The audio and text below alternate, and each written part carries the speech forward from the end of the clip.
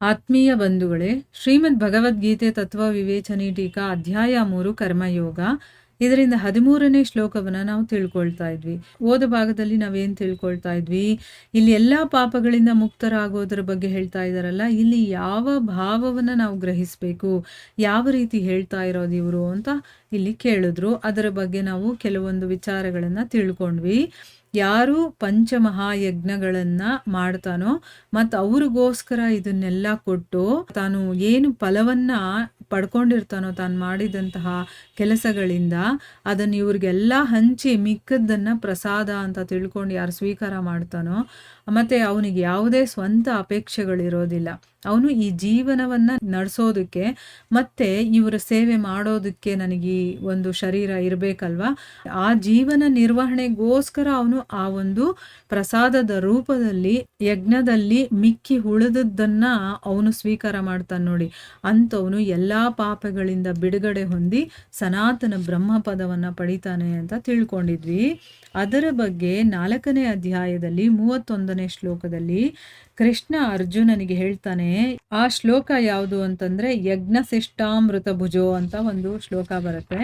ಅದರ ಅರ್ಥ ಏನಪ್ಪಾ ಅಂತಂದ್ರೆ, ಅಲ್ಲಿ ಕೃಷ್ಣ ಹೇಳ್ತಾನೆ ಅರ್ಜುನನಿಗೆ, ಅರ್ಜುನ, ಯಜ್ಞದಲ್ಲಿ ಉಳಿದಿರುವಂತ ಅಮೃತವನ್ನ ಅನುಭವಿಸ್ತಾನಲ್ಲ, ಅಂಥ ಯೋಗಿ ಸನಾತನ ಪರಬ್ರಹ್ಮ ಪರಮಾತ್ಮನನ್ನ ಹೊಂದುತ್ತಾನೆ.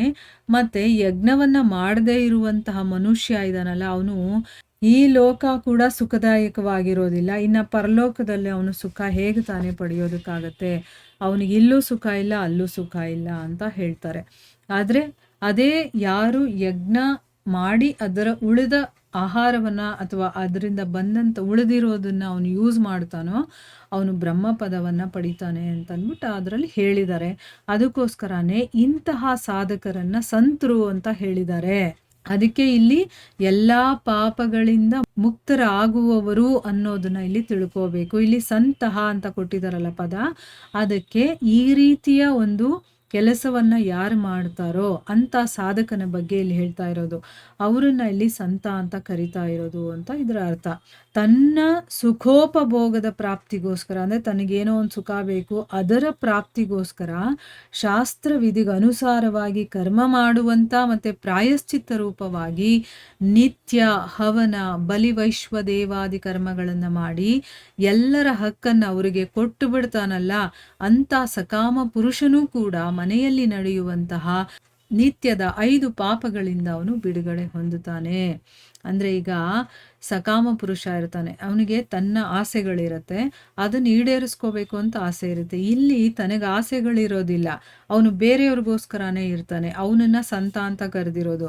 ಆದ್ರೆ ಇಲ್ಲೇನು ಅಂತಂದ್ರೆ ತನಗೆ ಸುಖ ಬೇಕು ಅಂತ ಇಷ್ಟ ಇರುತ್ತೆ, ಅದಕ್ಕೋಸ್ಕರ ಬೇಕಾದಷ್ಟು ಕೆಲಸಗಳನ್ನ ಮಾಡ್ತಿರ್ತಾನೆ, ಮತ್ತೆ ಆ ಕೆಲಸಗಳನ್ನ ಮಾಡಿ ಅದರಿಂದ ಫಲ ಬರುತ್ತೆ. ಆದ್ರೆ ಅಲ್ಲಿ ಸ್ವಂತ ಸುಖಕ್ಕೋಸ್ಕರ ಅವನು ಮಾಡ್ತಿರ್ತಾನಲ್ಲ, ಅದಕ್ಕೆ ಪ್ರಾಯಶ್ಚಿತ್ತ ಮಾಡ್ಕೋಬೇಕು ಅಂತ ಅವನೇನ್ ಮಾಡ್ತಾನೆ, ದಿನ ಹವನಗಳನ್ನ ಮಾಡ್ತಿರ್ತಾನೆ, ಮತ್ತೆ ಬಲಿವೈಶ್ವ ದೇವಾದಿ ಕರ್ಮಗಳನ್ನ ಕೂಡ ಮಾಡಿ ಅವ್ರವ್ರಿಗೆ ಏನೇನ್ ಸಲ್ಲಬೇಕೋ ಅದನ್ನು ಕೂಡ ಕೊಡ್ತಾ ಇರುವಂತ ಸಕಾಮ ಪುರುಷ ಇದಾನಲ್ಲ, ಅವನು ಪ್ರತಿನಿತ್ಯ ಈ 5 ಪಾಪಗಳಿಂದ ಬಿಡುಗಡೆಯನ್ನ ಹೊಂದುತ್ತಾನೆ. ಯಾಕೆಂದ್ರೆ ನಾವು ಬೇಕಾದಷ್ಟು ಪಾಪಗಳನ್ನ ಮಾಡ್ತಾ ಇರ್ತೀವಿ ಅಂತ ತಿಳ್ಕೊಂಡ್ವಲ್ವಾ, ಅದೆಲ್ಲ ಪಾಪಗಳು ಅವನಿಗೂ ಕೂಡ ಪ್ರತಿನಿತ್ಯ ಸಿಗ್ತಾ ಇರುತ್ತಲ್ಲ. ಅಟ್ಲೀಸ್ಟ್ ಅವನು ಹಿಂದಿನ ಪಾಪಗಳನ್ನ ಕಳ್ಕೊಳ್ಳಿಲ್ಲ ಅಂತಂದ್ರು, ಈಗ ಪ್ರತಿದಿನ ಮಾಡುವಂತ ಕೆಲಸಗಳಿಂದ ಕೆಲವೊಂದು ಪಾಪಗಳಾಗ್ತಾ ಇರುತ್ತಲ್ಲ, ಆ ಪಾಪಗಳಿಂದ ಅವನು ಬಿಡುಗಡೆಯನ್ನ ಹೊಂದುತ್ತಾನೆ. ಆದ್ರೆ ಇಲ್ಲಿ ಕರ್ತೃವಿಗೆ ಸಂತಹ ಅನ್ನುವಂತ ಪದ ಕಿಲ್ಬಿಷೈಹಿ ಪದದ ಜೊತೆ ಸರ್ವ ಅನ್ನುವಂತಹ ವಿಶೇಷಣ ಬಂದಿರೋದ್ರಿಂದ ಈ ರೀತಿ ನಿಷ್ಕಾಮ ಭಾವದಿಂದ ಪಂಚಮಹಾಯಜ್ಞಾದಿಗಳ ಅನುಷ್ಠ ಮಾಡುವಂತಹ ಸಂತ ಪುರುಷ ಇದಾನಲ್ಲ, ಅವನು ಭೂತ ಮತ್ತೆ ವರ್ತಮಾನ ಎಲ್ಲಾ ಪಾಪಗಳಿಂದ ಮುಕ್ತರಾಗ್ತಾರೆ ಅಂತ ನಾವು ತಿಳ್ಕೋಬೇಕು. ಈಗ ಇವನಿಗೆ ಸಂತಹ ಅಂತ ಹೇಳಿದಾರಲ್ಲ, ಅಂತ ಒಬ್ಬ ಮನುಷ್ಯನಿಗೆ ಯಾವುದೇ ಆಸೆ ಆಕಾಂಕ್ಷೆಗಳು, ತನಗೋಸ್ಕರ ಏನೋ ಮಾಡ್ಕೋಬೇಕು, ತನಗೋಸ್ಕರ ಏನೋ ಒಂದು ಆಸೆ ಇದೆ ಅದನ್ನ ಪೂರೈಸ್ಕೋಬೇಕು, ಆ ರೀತಿ ಇರೋದಿಲ್ಲ. ಅವನೇನು ಅಂತಂದ್ರೆ, ಇವರೆಲ್ಲರ ಸೇವೆ ಮಾಡೋದಕ್ಕೋಸ್ಕರ ನಾನಿರೋದು, ನನ್ನ ಜೀವನವನ್ನ ನಡೆಸಬೇಕು ಅಂತಂದ್ರೆ ಇದಕ್ಕೂ ಏನಾದ್ರೂ ಒಂದು ಬೇಕಲ್ವಾ, ಅದಕ್ಕೋಸ್ಕರ ಅವರಿಗೆಲ್ಲ ಕೊಟ್ಟು ಉಳಿದಿರೋದ್ರಲ್ಲಿ ಅವನು ಸಂತೃಪ್ತಿಯಾಗಿರ್ತಾನೆ. ಅಲ್ಲಿ ಅವನಿಗೆ ಯಾವುದೇ ಕಾಮನೆಗಳು ಇರೋದಿಲ್ಲ. ಆದರೆ ಕೆಲವರು ಇರ್ತಾರೆ, ಅವರೇನು ಅಂದರೆ ಕಾಮನೆಗಳಿರುತ್ತೆ ಅವ್ರಿಗೆ. ಅವರು ಶಾಸ್ತ್ರಗಳಲ್ಲಿ ಏನು ಹೇಳಿದಾರೋ ಅದೇ ಕೆಲಸಗಳನ್ನು ಮಾಡಿಕೊಂಡು ತನ್ನ ಆಸೆಗಳನ್ನು ಈಡೇರಿಸ್ಕೊಳ್ತಾನೆ. ಆ ಪ್ರಾಯಶ್ಚಿತ್ತ ರೂಪವಾಗಿ ಏನು ಮಾಡ್ತಾನೆ, ಅವನು ಮನೆಯಲ್ಲೇ ಅವನು ಹವನ ಇನ್ನು ಬೇಕಾದಷ್ಟು ಧರ್ಮ ಗ್ರಂಥಗಳಲ್ಲಿ ಏನು ಹೇಳಿದಾರೋ ಅದನ್ನು ಕೂಡ ಮಾಡ್ತಿರ್ತಾನೆ. ಆದರೆ ಅಲ್ಲಿ ಸಕಾಮನಾಗಿರೋದ್ರಿಂದ ಅವನನ್ನು ಸಂತ ಅಂತ ಕರೆಯೋದಿಲ್ಲ. ಆಯಿತಾ? ಅವನೇನು ಮಾಡ್ತಾನೆ ಅಂದರೆ ಹಿಂದಿನ ಪಾಪಗಳು ಹಾಗೇ ಇರುತ್ತೆ. ಆದರೆ ಈಗ ಮಾಡ್ತಾ ಇರುವಂಥ ಕೆಲಸಗಳಲ್ಲಿ ಏನಾದರೂ ಪಾಪ ಅಂಥದ್ದೆಲ್ಲ ಬಂದಾಗ ಅದೆಲ್ಲ ಅವನಿಗೆ ದೂರ ಆಗುತ್ತೆ ಅನ್ನೋದನ್ನ ಇಲ್ಲಿ ಹೇಳ್ತಾ ಇದ್ದಾರೆ. ಆದರೆ ಯಾರು ನಿಷ್ಕಾಮ ಭಾವದಿಂದ ಪಂಚಮಹಾಯಜ್ಞಗಳನ್ನ ಅನುಷ್ಠಾನವನ್ನ ಮಾಡ್ತಾನಲ್ಲ, ಅಂಥ ಮನುಷ್ಯನಿಗೆ ಏನಾಗುತ್ತೆ ಅಂತಂದ್ರೆ ಅವನು ಈಗ ಮಾಡ್ತಾ ಇರುವಂಥದ್ದು ಏನಿದೆಯೋ ಪಾಪಗಳು, ಅದು ಮತ್ತೆ ತನ್ನ ಹಿಂದಿನ ಜನ್ಮದಿಂದ ಸಂಚಿತವಾಗಿ ಬಂದಿರುತ್ತಲ್ಲ ಆ ಪಾಪಗಳು ಎಲ್ಲವೂ ಕೂಡ ಅವನಿಗೆ ದೂರ ಆಗುತ್ತೆ. ಅಂದರೆ ಅದರಿಂದ ಅವನು ಕಂಪ್ಲೀಟಾಗಿ ಮುಕ್ತನಾಗ್ತಾನೆ ಅಂತ ನಾವು ತಿಳ್ಕೊಬೋದು. ಎಷ್ಟು ಡಿಫ್ರೆನ್ಸ್ ಇದೆ ನೋಡಿ. ಅವರು ಕೆಲಸ ಮಾಡ್ತಾರೆ, ಇವನು ಕೆಲಸ ಮಾಡ್ತಾನೆ. ಆದರೆ ಇವನಲ್ಲಿ ಯಾವುದೇ ಕಾಮನೆಗಳಿರೋದಿಲ್ಲ. ಆದರೆ ಇವನಲ್ಲಿ ಸಕಾಮ ಇರುತ್ತೆ. ಅಂದರೆ ನನಗೋಸ್ಕರ ಇದು ಬೇಕು ಅಂತ ಅವನು ಬಯಸ್ತಾನೆ. ಇಷ್ಟರಲ್ಲೇ ಅಂದರೆ ನಮ್ಮ ಒಳಗಿನ ಭಾವನೆ ಅನ್ನೋದು ಎಷ್ಟು ಇಂಪಾರ್ಟೆಂಟು ಅಂತ.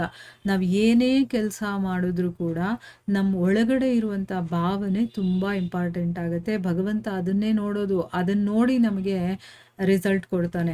ಅದಕ್ಕೆ ಅವನನ್ನು ಭಾವಗ್ರಾಹಿ ಜನಾರ್ದನ, ನಿಜವಾಗ್ಲೂ ನನ್ನನ್ನು ಪ್ರೀತಿಸ್ತಾರಾ ಅಥವಾ ತೋರಿಕೆಗೆ ಪ್ರೀತಿಸ್ತಾರಾ ಅಥವಾ ಏನು ಮಾಡ್ತಾ ಇದ್ದಾರೆ, ಶರಣಾಗತಿ ಆಗಿದ್ದೀನಿ ಅಂತ ಹೇಳ್ತಾರೆ, ನಿಜವಾಗ್ಲೂ ಅವ್ರ ಮನಸ್ಸಿನ ಒಳಗಡೆ ಆ ಭಾವ ಇದೆಯಾ, ನನ್ನ ಮೇಲೆ ಪ್ರೀತಿ ಇದೆಯಾ ಇಲ್ವಾ ಅನ್ನೋದು ಎಲ್ಲವನ್ನ ಟೆಸ್ಟ್ ಮಾಡ್ತಾ ಇರ್ತಾನೆ ಭಗವಂತ.